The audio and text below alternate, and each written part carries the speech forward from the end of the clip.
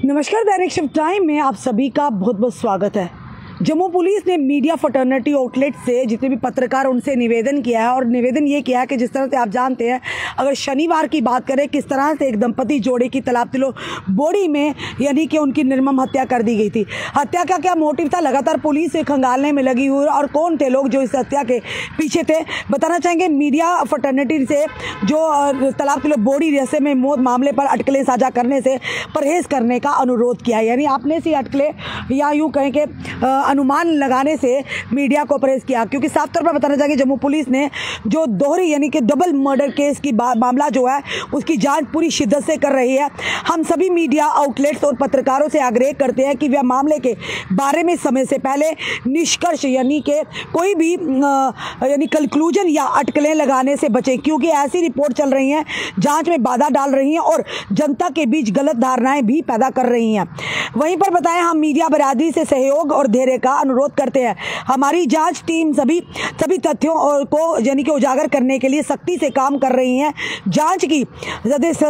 सत्यनिष्ठा बनाए रखने के लिए अपनी जिम्मेदारी और रिपोर्टिंग आवश्यक है। यानी साफ तौर पर आप बताना चाहेंगे आपके सहयोग के लिए धन्यवाद। ये जम्मू पुलिस ने जो साफ तौर पर मीडिया फर्टर्निटी से निवेदन किया है, उन्होंने कहा कि कोई भी किसी भी तरह की यानी कि किसी के कंक्लूजन प्री मेच्योर कंक्लूजन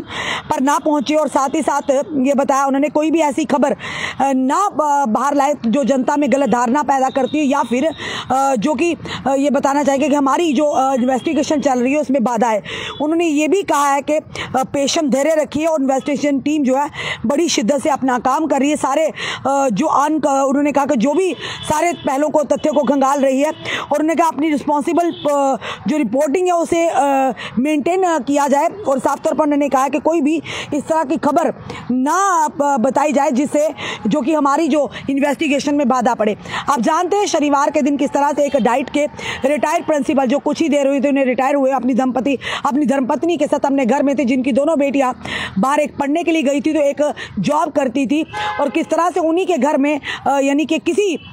घुसकर उनकी किस तरह से निर्मम यानी कि उनके जो मिस्टीरियस कंडीशन में सस्पिशियस कंडीशन में यानी कि संदिग्ध परिस्थितियों में उनके दोनों के शव मिले थे। और वो शव मिले थे क्योंकि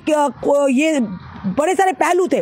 जिन्हें दर्शा रहे थे कि आखिर क्या हत्या का मोटिव क्या था, कौन लोग थे। पुलिस के लिए केस एक चैलेंजिंग था क्योंकि किसी ने भी उस घर में जिस घर में ये पूरी घटना हुई थी वहाँ पर सीसीटीवी कैमरास नहीं थे। साथ के घर में एक घर छोड़कर साथ में थे और कहीं आगे गली में जाकर कैमरा थे। पर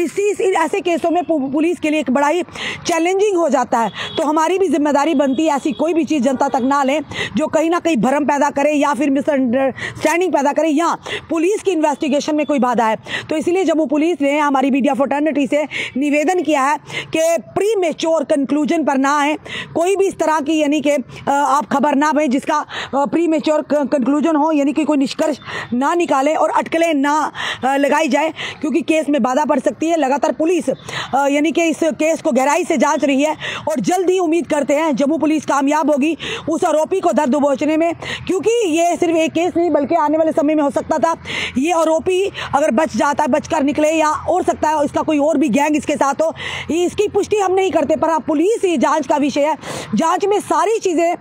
निकल कर आएंगी। जो भी इस केस का प्राइम एक्यूज्ड होगा, जब तक वो पुलिस के हत्थे नहीं चढ़ता तब तक पुलिस जो है पूरी तरह से हर पहलू को खंगाल रही है और ये जल्दी उम्मीद करते हैं। जिस तरह से आप जानते हैं कि मंगल सिंह जी के केस में भी किस तरह से पुलिस ने अपनी तीव्र कार्रवाई करते हुए कुछ ही दिनों में उन 14 के 14 आरोपियों को जो इस कत्ल में शामिल थे उन्हें पकड़ा था और वहां पर डिस्ट्रिक्ट पुलिस लाइन में आपके सामने उनकी तस्वीरें भी बताई थी। और पहली बार ऐसा देखने को मिला था कि उनके मुंह जो ढके नहीं थे,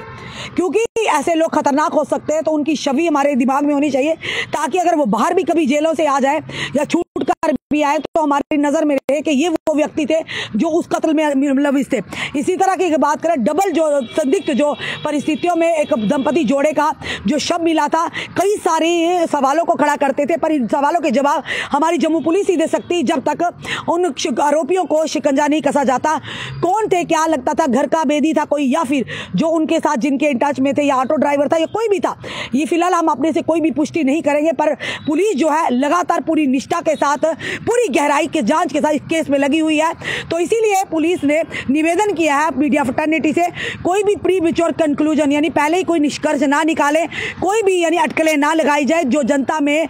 भ्रम का माहौल पैदा करे या मिसलीड हो। तो जल्दी पुलिस ने यह भी निवेदन किया कि उम्मीद करते हैं जल्द वो उन आरोपियों को पकड़ेंगे और हम पुलिस के माध्यम यानी अपने माध्यम से पुलिस की जो भी उपलब्धि होगी इस केस में हम जरूर आप तक लाएंगे। फिलहाल ये जरूर कहेंगे एक दुखद समाचार था उस परिवार के लिए जिस परिवार के वो दंपति जोड़े थे और किस मोटिव से कत्ल किया गया, या कत्ल था या क्या साजिश पूरी रची गई थी। इन लोगों को पकड़ना बहुत ही जरूरी है कहीं ये ना आने वाले समय में किसी और बड़ी घटना को अंजाम दे, क्योंकि ऐसे लोगों पर अगर शिकंजा ना कसा जाए तो इनका मनोबल बढ़ता है। तो हो सकता है पूरा एक गिरोह, ये हम इस बारे में कुछ भी जानकारी नहीं दे सकते बिना किसी ऑथेंटिक इन्फॉर्मेशन के, पर जो पुलिस के द्वारा हम तक जानकारी पहुंची है, जो पुलिस ने मीडिया फ्रेटर्निटी से निवेदन किया वही हमने आपके समक्ष रखा है। उन्होंने कहा कि जब तक कोई भी हमारी ये ना हो हमारी इन्वेस्टिगेशन में बाधा होती है अटकलें लगाने से या प्रीमेच्योर कंक्लूजन या निष्कर्ष पहले ही निकालने से, तो इस चीज़ से